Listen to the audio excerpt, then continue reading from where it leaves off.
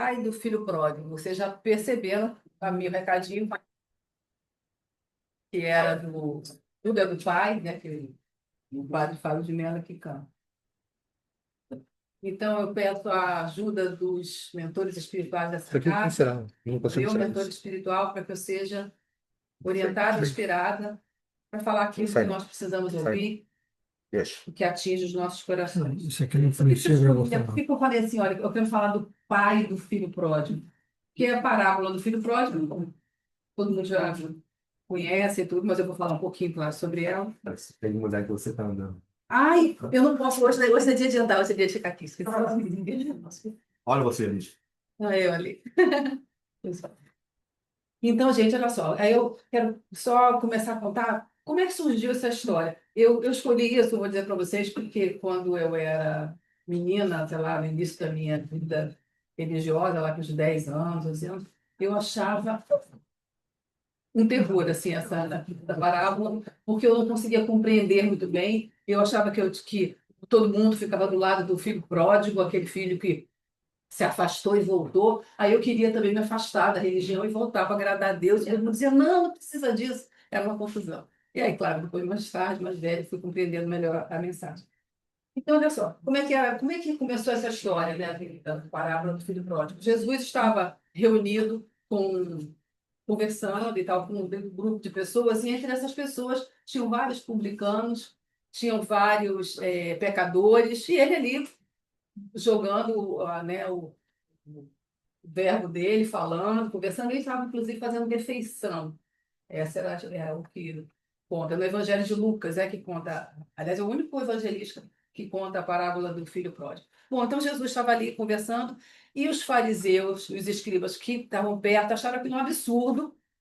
Como é que Jesus está falando com pecadores, está no meio dos pecadores, está no meio dos publicanos? E aí lembra, né? Mateus, ele foi publicano, Zaqueu, aquele que a gente já conversou sobre a história dele, era publicano. Enfim, Jesus, ok, ouviu aquilo e apenas se afastou, chegou para eles e falou: quero conversar um pouco com vocês, e contou três parábolas. A parábola da ovelha perdida, a parábola do dracma perdido e a parábola do filho pródigo. A parábola só para poder lembrar vocês, a parábola da ovelha perdida era a parábola do pastor que tinha 100 ovelhas, lembram disso, né? Ele conseguiu, na hora de pastorear, de arrebanhar, 90 vieram com ele, mas uma ficou perdida. Quando ele contou de novo, não falta uma, falta uma, falta uma, ele voltou tudo de novo para encontrar aquela ovelha perdida. E a do dracma, perdido dracma é uma moeda. E as mulheres usavam muito na época, usavam até na cabeça, acompanhando o cabelo e tal, era como se fosse um dote, né? Pra mostrar quanto que tinha dinheiro. Essa mulher tinha 10 dracmas, perdeu uma dentro de casa. E aí ela fica desesperada, ainda tinham 9. Ainda tinham 9, mas ela. São 10, são 10, são 10, e aí ela resolve fazer uma faxina na casa toda, é a parábola resumindo, seria mais ou menos isso. Ela resolve fazer uma limpeza na casa toda e consegue achar aquela dracma que estava perdida e faz uma festa com as amigas, como o outro, o pastor também festeja, se reúne, faz uma festa para comemorar o que havia perdido. Então, um comemora uma ovelha de 100, achou uma que estava perdida, e a da dracma, das 10, uma estava perdida e comemora. E aí ele começa a falar, então, do filho pródigo. Primeiro, pródigo, só para lembrar, pródigo é perdão, né? Pródigo é aquele que gasta tudo de uma vez, é aquele que não se segura, que coloca tudo no cartão de crédito, aí tudo pronto. Então, Jesus conta que havia um pai, né, num determinado tempo, em tal cidade, havia um pai, tinha dois filhos.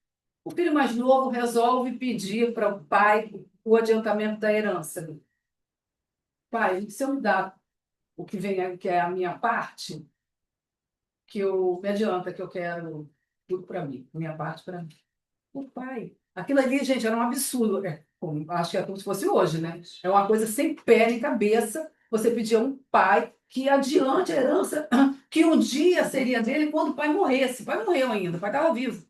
Então já é um pedido absolutamente inadequado, esdrúxulo, absurdo, mas ele pede, o filho mais novo pede. E o pai, respeitando o livre-arbítrio do filho, porque isso era como se estivesse querendo ver a morte do pai. É uma coisa complicada. Ele, ok, aceita, aquece e dá a parte dele, que cabe a ele, e ele sai da aldeia. As aldeias, o que conta assim, os historiadores, tal, os estudiosos da época, que as aldeias eram muito pequenas. Eles dizem até que aquela Nazaré, onde Jesus passou boa parte da vida dele, era uma aldeia assim, tipo, de 50 casas. No máximo tinham 100 casas. As aldeias eram bem pequenas. Então, tudo que acontecia, todo mundo ficava sabendo. Então, você imagina, ele adianta a herança, o filho mais novo vai embora, em poucos dias, ele vai embora, leva tudo e sai da aldeia e vai para um lugar bem distante. Ele também sabia que dali não ia poder fazer nada, porque todo mundo sabia, todo mundo conhecia, ele já estava mal visto, né? Então ele vai embora para outro local e lá ele gasta como quer, vive de forma dissoluta, gasta todo o dinheiro que o pai deu para ele. Chega no momento quando ele não tinha mais nada, ele fala, eu não sei mais o que que eu vou fazer. E aí tem uma peste, uma fome, enfim, a cidade vai passar por um momento de muita dificuldade e ele sem um tostão, zerado. Aí ele fala, nossa, mãe, o que que eu fiz, né? Aí ele para pensar. Nessa altura, os servos do meu pai têm pão para comer todo dia e eu não tenho nada nem para comer. Vou trabalhar, vou tentar trabalhar. Aí vai, procura emprego, tal, não consegue, até que consegue alguém oferece para ele cuidar de porcos. Na época, gente, porco era um animal assim meio amaldiçoado, era muito mal visto. Ninguém cuidava de porcos, ninguém queria cuidar de porcos. Os judeus não comiam porcos, até hoje não comem porco, né? Coitados dos porcos. Então ninguém queria cuidar de porco. E ele falou, tá bom, vou cuidar dos porcos. E a intenção dele, na verdade, era comer a comida dos porcos. Mas nem isso davam para ele, que eles comiam umas alfarrobas, que era como se fosse uma vagem amarga, que tinha uma meio docinha, que aí as pessoas comiam, e a amarga ia para os porcos. Nem essa ele tinha acesso. Ele estava zerado, não tinha nada, nem para comer. E aí ele fala, eu vou voltar. É o único jeito, eu vou voltar para a casa do meu pai. E aí resolve, então, vai planejando e fala, não tinha mais nem como ir, volta a pé. E fala, eu vou chegar e eu vou dizer para ele que eu pequei, que eu pequei contra o céu e contra ele, e vou dizer para ele, não mereço mais ser chamado seu filho, mas me aceita como um servo teu. E aí algumas traduções chamam assim de como jornaleiro. Jornaleiro era a classe de servo menor, era a mais inferior. Eram aqueles servos que não eram nem servos de todos os dias na propriedade, não. Eles só eram chamados assim de vez em quando precisava de trabalho avulso. Eram esses que chamavam de jornaleiros. E ele pede para ser isso, um jornaleiro, quer dizer, um servo simplório, sem direito a nada, mas ele preferiu. Então ele foi com esse plano na cabeça e vai andando lá, né, a pé, para chegar. Quando ele vai chegando perto da entrada da propriedade, o pai avista ele de longe. Eu devia estar lá numa varanda, né, algo assim, ele fica imaginando. Aí de longe ele vê e sai correndo ao encontro do pai. Esse é o primeiro encontro do filho. Olha que coisa bonita. Os anciãos daquela época não corriam. Eles não podiam correr, que isso assim era indigno, sabe? Era uma atitude, não era para os anciãos. Os anciãos eram suaves, eles andavam, tinham gestos muito medidos, e ele corre, ele sai correndo, porque eles até descrevem assim, só dele levantar a túnica e aparecer o tornozelo, isso era feio, não deviam fazer. Ele está nem aí, ele sai correndo ao encontro do filho, e ele vai e abraça o filho quando o filho está chegando. E o filho faz o pedido, né? Fala que ele não é digno, tal, fala tudo aquilo que ele tinha planejado. O pai abraça e beija. Também tem isso. O beijo entre eles só quando pessoas do mesmo nível. Então, quando o filho faz isso com o pai, me dá a minha parte da herança, parece que é a morte do pai, e vai embora, ele volta. A gente pensa que ele deveria, então, ser tratado de uma forma, né, mais cuidadosa. Não, o pai o acolhe como igual. E ele fala aquela frase, pede para descer um servo dele, tudo, imediatamente o pai chama um servo e pede a ele, traz a melhor túnica, traz o anel, e traz as sandálias para o meu filho. É tão bonito, né, o significado. A túnica é assim, ele ser bem vestido como um ser da família. O anel é anel de família. Aquilo ali está estabelecendo a ligação deles de volta, como um familiar, né, pai e filho. E as sandálias, ele estava descalço, ele tinha perdido tudo mesmo. As sandálias, porque só quem andava descalço? Os servos. E o pai não queria ele como servo, queria ele como filho. Embora ele tenha se oferecido, né, para ficar lá como servo, para ter pelo menos o que comer. Então, o pai o acolhe e ele é recebido em casa. E o pai pede para o servo dele, o empregado, para matar o novilho cevado que nós vamos comemorar. Nós vamos dar uma festa agora. E o novilho cevado era aquele gordinho que estava ali sendo alimentado, preparado ao longo de muito tempo para alguma festança. Tipo a gente, na nossa loucura, a gente comemora o Natal ou o Ano Novo, como se pra caramba. Então, ele estava ali, o novilho sendo alimentado, o bezerro sendo alimentado para ser abatido. Então, inicia-se a festa. Nesse meio tempo, já todo mundo lá brincando, comemorando, alegria dentro de casa, o filho, o outro filho mais velho, que estava no campo trabalhando, volta e vê aquele movimento. O que está acontecendo? O que que houve aqui? Pergunta para os empregados. Ah, não, é que o seu irmão voltou e seu pai mandou matar o bezerro cevado e tal, está comemorando, vai. O filho mais velho fica muito chateado, fica muito indignado. E o pai está saindo ali da casa e fala com ele, meu filho, né? E daí fala, e o rapaz, né, o mais velho, fala: você está dando, comemorando esse seu filho que foi lá e gastou tudo, toda a herança dele, com prostitutas, com bebedeira, com lazer e tal, gastou tudo e voltou, você está gastando, mandou matar o bezerro cevado comigo, você nunca deu um cabrito para me divertir com os meus amigos. Eu que sempre estive do seu lado, eu que sempre, nunca me neguei, sempre fiquei aqui. E agora com ele, seu filho, era meu irmão não. Com seu filho, você comemora assim? Ele fala, o pai fala, filho, você sempre esteve do meu lado e tudo que é meu é seu. Seu filho, seu irmão não, seu irmão se afastou, seu irmão estava morto e renasceu. Então, é justo que a gente comemore com ele. Ele convida o irmão para comemorar, mas o irmão não fala nada. Aí sim, aí a parábola termina aí, a gente fica até curiosa assim, sem saber se o irmão entra, o irmão mais velho, se entrou na casa ou não, sabe? Ele só sabe que ele estava realmente muito chateado.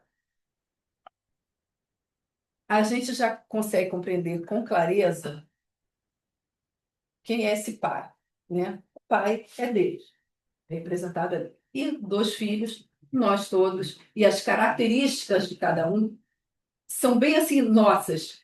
Eu acho que nós temos um pouco de cada. Quando a gente pensa que o filho mais novo, que debandou, ele queria liberdade, ele queria grana, primeira coisa, grana fácil toda para ele, e queria liberdade, queria pensar do jeito dele, agir do jeito dele, não queria regra nenhuma, não queria limitação nenhuma, ele queria liberdade, por isso que ele foi embora. O outro ficou tão ciumado, foi tanta inveja de pensar que o irmão que fez coisas que ele considerava erradas, né, de largar tudo e ir embora, estava sendo comemorado, estava sendo agraciado com festa na sua vida toda, por que não eu? Olha, outra característica bem humana, né? É a inveja, é o egoísmo, é o julgamento do outro, o eu que sou certo. Então, esse irmão mais velho se assemelhou muito a quem? Aos escribas e aos fariseus que tinham falado para Jesus: como assim você recebendo, falando com republicanos e com pecadores? Porque eles se achavam top da linha, né? E eles se achavam, poxa, a gente vai ao culto, conhece a palavra de Deus, lá da Torá, lá da época e tal, e aí nós já estamos salvos, digamos assim. E aí o Jesus vai ficar falando com esses pecadores, em vez de falar só com a gente. Então, é aquele cuidado que a gente tem que ter de lembrar sempre, não é porque nós somos pessoas que cultuam uma determinada religião, seja ela qual for, que nós frequentamos um templo religioso, seja ele qual for, não é por isso que nós somos vistos diferentes pelo Pai. Não é por isso que nós vamos ter a salvação. Não, é o comportamento que nós temos, é o modo de ver as coisas, o modo de pensar e de se comportar que vai nos levar à salvação um dia, né? Nós que somos reencarnacionistas sabemos que essas oportunidades é por misericórdia. A gente vem, vai refazendo, vai se corrigindo e tal. E o que a gente tem para fazer é aproveitar da melhor forma possível cada oportunidade, né? É, Aí eu fico pensando assim, o gesto do pai é um gesto de pura misericórdia, porque ele acolhe. Aí, como eu falei que quando eu era menina, que eu ficava pensando, basta fazer coisa errada, ir embora e voltar, né? Vai embora, faz coisa errada e voltar, e aí tá tudo bem, não é isso. Não é isso, não é disso que está se falando, né? Nós estamos falando de um pai misericordioso, amoroso e bom, como a gente, né, fala muito, repete muito dentro da doutrina espírita. Ele vai estar ali sempre para nos acolher. E o bonito é que ele vai assim, de braços abertos, quando ele vai correndo, né, para encontrar o filho, ele vai de braços abertos. O pai está sempre para a gente, de braços abertos. Mas a gente não precisa errar para aprender. Claro que não. A gente pode muito bem aprender com os exemplos, com os ensinamentos, com a leitura. Nós temos muitos caminhos para aprender, pelo contrário, não precisa errar para aprender. A gente precisa estar atento para a gente ouvir e perceber o caminho mais adequado e como é que nós não nos afastamos do Pai. Como é que nós continuamos dentro do caminho para não ter que passar por essa dor. Porque isso é uma dor. Quando o filho pródigo foi no fundo do poço, ele precisou ir no fundo do poço, quando ele chegou lá, é que ele conseguiu aprender para voltar. Mas não há necessidade disso. A gente tem outros caminhos. Então, quando você vê, Deus respeitou o livre-arbítrio, aí eu fiquei até pensando agora, quando eu falei do pai, eu tinha lembrado desse momento. Meu pai olhando o filho lá de longe, ele indo correndo, me fez muito lembrar quem aqui, aqueles que aqui são pais, vão bem entender do que eu estou falando.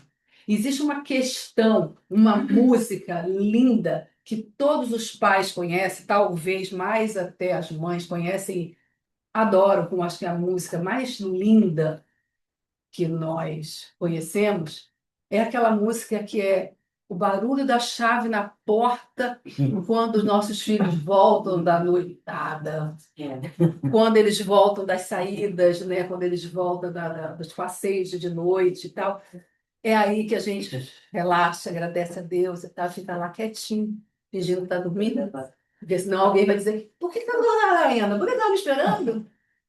Né? Mas essa alegria, então você imagina a alegria desse pai, que é representado desse pai, que é a alegria de Deus, quando nos vê retornando dos nossos erros, das nossas encarnações complicadas e tal, quando a gente vê voltando para ele, né? Então eu acho que a gente compreende bem aquele sentimento muito forte.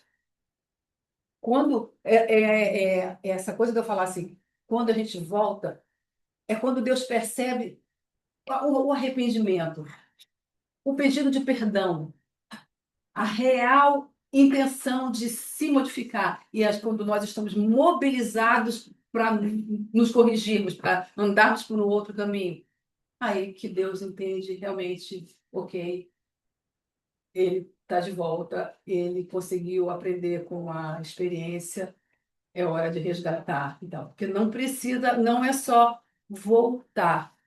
Porque era outra coisa que eu ficava assim, poxa vida, né? Ele foi lá, tá lá, usurpou e tal, aproveitou e tal, só porque ficou com fome, ficou sem roupa, ficou todo mal, aí volta, mas aí já usufruiu, já. Não, mas aí ele quis mudar. Então, essa nossa real intenção de mudar é percebida pelo Pai, e aí ele, claro, vai sempre abrir os braços para nos receber.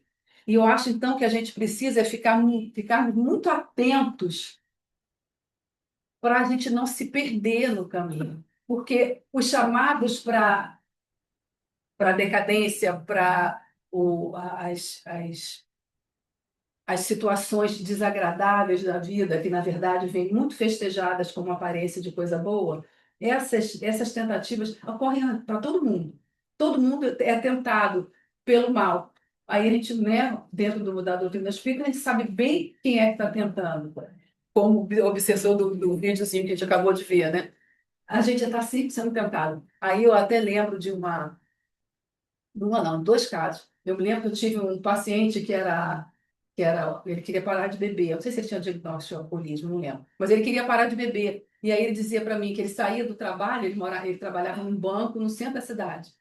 E aí ele ia sair para pegar o metrô, mas ele passou, como ele quis parar de beber, ele dizia que ele chegava até mais tarde, todo dia no trabalho, para não ter que sair com o pessoal, para não ir com a galera, porque senão eles iam parar em um bar. Aí ele falou, então eu vou depois que todo mundo já saiu, dou X tempo e tal, para poder ir por outras ruazinhas, assim, né? Até aquela monte de ruazinha, ele ia por uma rua que não era que ele sempre passava, para não ter que ser convidado, para não ter que se dizer que não, para não ter que se justificar e tal. Ele disse que não tinha jeito. Toda vez, mesmo em outras ruas, tinha alguém chamando. Não vai tomar uma, não sei o que lá. Ele falou, olha, é um trabalhão para mim. Porque eu tenho que me explicar, eu tenho que dizer que estou correndo, tenho que dar uma justificativa, porque todo mundo é estranha, não. Entendeu? Para isso, tem sempre alguém para convidar. Tive um outro que era um rapaz de uns 30 anos. Esse era alcoólatra, tinha diagnóstico de alcoolismo. E os pais, já desesperados, sem saber o que fazer, prenderam ele no quarto. Quando eu soube disso, falei, nossa senhora, prendeu dentro do quarto, olha que tadinho, né? O que eles resolveram fazer? Prenderam ele dentro do quarto, ele morava em casa, acho que era na Tijuca, né, na época. No andar de cima, ficava no quarto, então eles trancavam, levavam comida no quarto e tal, para o rapaz não beber. Aí eles descobriram, o rapaz estava mais calmo, sabe o que era? Eles jogavam uma cordinha pela janela, aí tinha sempre um amigo que passava, aqueles, não sei se existe hoje, aquelas garrafinhas pequenininhas de bebida, colocavam aguardente, uísque, sei lá o que que é, e aí ele puxava e ele bebia. Quer dizer, para levar para baixo, tem sempre parceiros, amigos, tem sempre alguém para poder te puxar, e nós precisamos estar muito atentos, porque a zoeira, a farra, a alegria, é sempre mais interessante, né? Como eu sempre digo, os pais ensinam uma coisa dentro de casa, a rua ensina outra. E o que a rua ensina é sempre mais maneiro, é sempre mais divertido, é sempre mais legal. Claro, né? É lógico. Então, é a gente conseguir realmente esse equilíbrio e conseguir passar isso para aqueles que estão sob a nossa guarda, que é desafiador sempre. Mas a gente vai conseguindo. É muito importante a gente lembrar que Deus respeita o nosso livre-arbítrio. Então, se a gente escolhe o caminho errado, se a gente escolhe, ele vai deixar.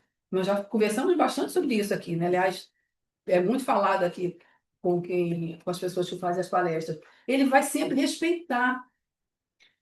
Então a gente tem que saber escolher, porque não fica esperando, não, que se não for para mim, aí Deus vai impedir. Não, não vai impedir, não. Você escolheu e por ali ele vai deixar até que você acorde e perceba, não era isso.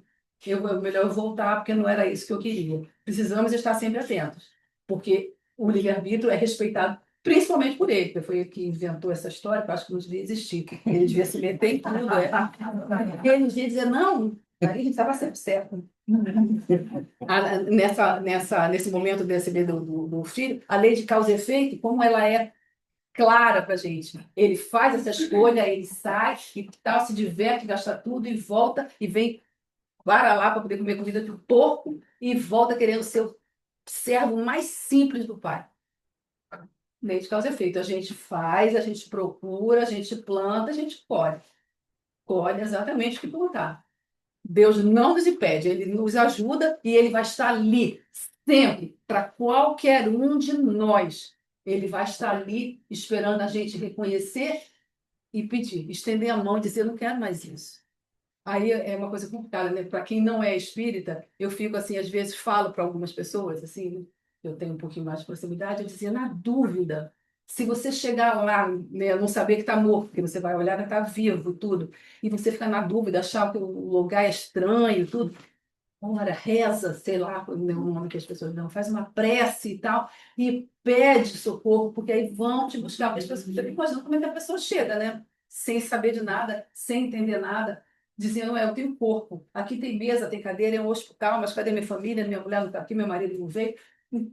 Então eu falo sempre assim, faz uma oração para poder abrir, porque vai ter gente, vai ter os espíritos, a gente sabe, que estão lá querendo ajudar, e a pessoa não abre o campo, né? Se parte de nós, se a gente se abrir em oração, o socorro vai vir. Deus vai estar ali pronto, sendo representado pelos os espíritos amigos, e vamos ser acolhidos e receber o socorro.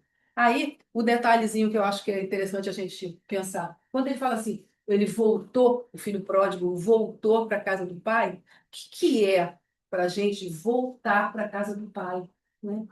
Pai tem casa? Pai, Senhor, Deus, tem casa? Pai. Ele mora na igreja, mora dentro do centro, mora no templo? Não é isso, né?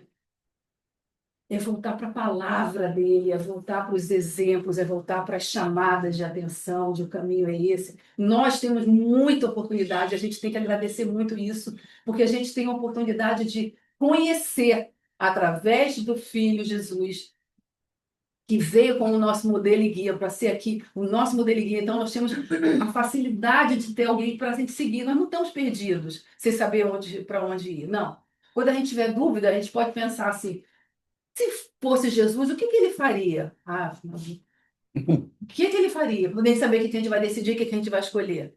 Pode observar, quando a gente faz isso, a gente fala: como é difícil, não era nada disso que eu ia fazer, eu ia escolher por aqui, né? Porque a gente quer a coisa mais fácil e tudo. Mas a gente tem um exemplo, né? A gente tem um modelo e guia, que é o Cristo Jesus. Então, fica mais fácil da gente seguir. Então, é voltar para a casa do Pai, é voltar para essa visão, para o melhor comportamento, para as melhores escolhas. E a gente precisa estar muito atento, porque hoje se oferece muito a porta larga.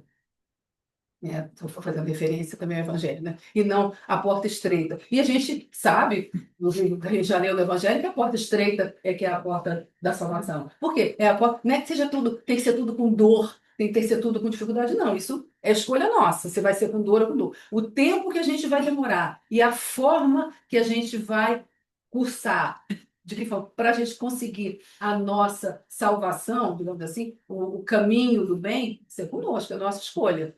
Como é que a gente vai trilhar e o tempo que a gente vai demorar, nós é que escolhemos. Mas que no final ele vai estar lá esperando a gente de braços abertos, não vai. Então, cabe a gente saber escolher e saber e fazer da melhor forma possível, no menor espaço de tempo possível. Porque até as encarnações, veja bem, hoje em dia você tem muito menos filho do que se tinha antigamente. Então, vai ficando difícil voltar. E agora, como o nosso planeta vai passar a um planeta de regeneração, queiramos ou não, é da lei, vai passar a ser um planeta em regeneração, só vamos retornar se nós tivermos condições, intenção do bem, pelo menos, intenção do bem, do bom comportamento, da visão do bem, do amor ao próximo, do respeito. Não precisa ser santinho para poder voltar, pelo amor de Deus. E em regeneração vai ser como um planeta em convalescença. Então vai ser devagar, vai demorar muitos anos nesse tempo, nesse período de regeneração. Mas a gente precisa ter essa mobilização, essa vontade, essa intenção, esse sair de dentro de nós para seguirmos, para irmos em frente, para continuar. A gente precisa ter essa visão e ter esse cuidado. Aí as heranças foi outra coisa que me chamou a atenção. Que heranças, né? Quais são as heranças que nós temos? Que o pai deu uma herança. O que ele dá para a gente de herança? O nosso pai. Que herança é essa, né? E nós já tomamos conta muitas vezes da herança que ele dá. Então, eu acredito que seja. Primeira herança é a nossa oportunidade de vida, né? Primeira herança. Então, a herança da saúde, a herança do corpo razoavelmente saudável, né? Sem deformidades maiores. E se tiver deformidade, aquela deformidade que é muito bem-vinda, porque com ela eu tenho que aprender. E se eu tiver uma perna, eu tenho a outra. E se eu não tiver as duas pernas, tem braço. E assim a gente vai fazendo aquele jogo do contente, antigamente, da Poliana, para a gente compreender que seja lá o que for que nós temos porque precisamos aprender com aquilo e nós temos meios de vencer. Então, nós temos uma família de onde nós viemos, uma família que nós formamos, uma família de amigos que nós formamos, uma casa que nos acolhe, onde nós podemos dividir. Nós temos muitas heranças, muitos tesouros para a gente usufruir, para a gente agradecer, para a gente aproveitar e para a gente multiplicar essa herança. A herança pode ser muito maior no final do que aquela que a gente recebeu, multiplicando pelo bem, fazendo a caridade, tendo o socorro ao outro, enfim. Isso é muito claro, eu acho, para nós, e eu acho que a gente tem que ter muito esse cuidado, essa visão de não deixar passar a herança que nós recebemos, a gente multiplicar e ensinar aos outros, né? Não só aqueles nossos filhos, que dependem de nós, mas aqueles que estão perto da gente. Porque isso vai se multiplicando e as pessoas vão passando isso de um para o outro e é muito positivo. O nosso pai vai estar sempre ali de braços abertos, aguardando a nossa boa. Isso a gente tem que ter certeza sempre. Mas o movimento tem que ser nosso, parte da gente. Ele estava lá na varanda esperando o filho, mas foi quando o filho se movimentou para ir, é que ele levantou e abriu os braços. Então, ele vai ter. Ninguém vai fazer isso por nós, a gente sabe disso. É importante que a gente não se deixe encantar pelas falsas promessas, pelas facilidades. O mundo oferece muitos recursos que parecem tão fáceis e tão bonitos. Não precisa, a gente não precisa se encantar. Quando a gente tiver dúvida, volta e olha para o que o pai ensinou. O pai físico mesmo, que é aquele, de repente, que é o seu exemplo, que em quem você confia, fala pai, pai e mãe. Ou aquele que representa o pai e mãe, né, na vida de cada um. É aquele que eu conheço. Esse eu conheço, eu sei quem é.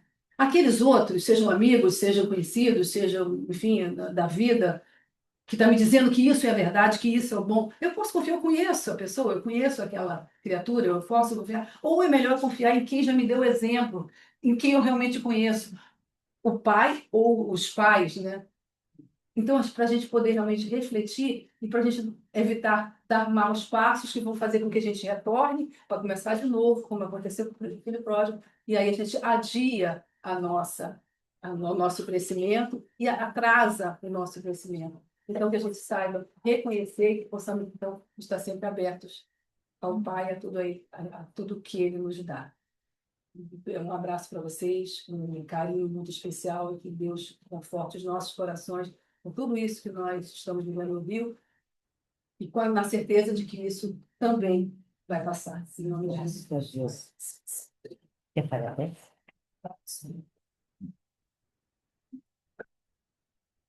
Ótimo. Senhor Deus, nosso Pai,